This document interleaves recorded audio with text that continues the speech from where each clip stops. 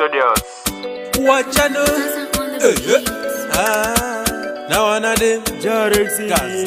Kuniwaya wasati wadisia Bimba magi Bombo what channel? T-Master Kazamize First in the family My champion to the fullest Ine yangu mama Aditere nzira zawanofamba Ine yangu baba Aditero nzira zawanofamba Ine yangu mama Aditere nzira zawanofamba Ine yangu baba Aditero nzira zawanofamba Ine yangu Nzira zawanofamba zisere neruvengo Ende vatori bizi kuzobata mshonga Asi kumagumisiro kwacho unopenga Unopenga Nzira ndinofamba nayo ndiyakafambira Jesu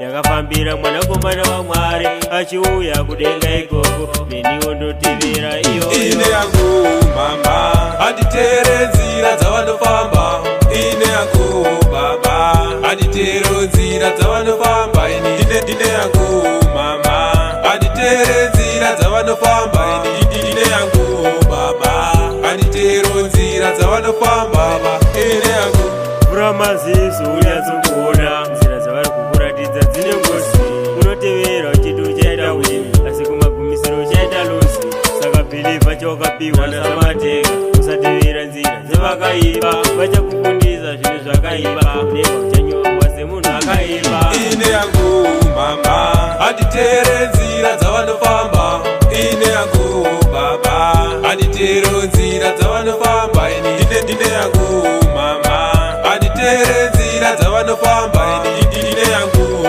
baba Aditero nzira zawanofamba Ine yangu nzira dzavo hazifaye Vamwe vacho vanotoromba Hanzi kuti upfume vachingobata mushonga Saka Jarexi usatedze vanhu vaye Ingofamba neyako ya Jesu mama Aditere nzira zavanofamba Ine yangu baba Aditere nzira zavanofamba Ine yangu mama Aditere nzira zavanofamba Ine yangu baba Aditero nzira zawanofamba Ine yangu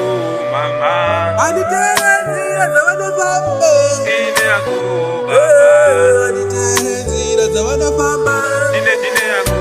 mama Aditero nzira zawanofamba Ine yangu baba Aditero nzira zawanofamba Ine yangu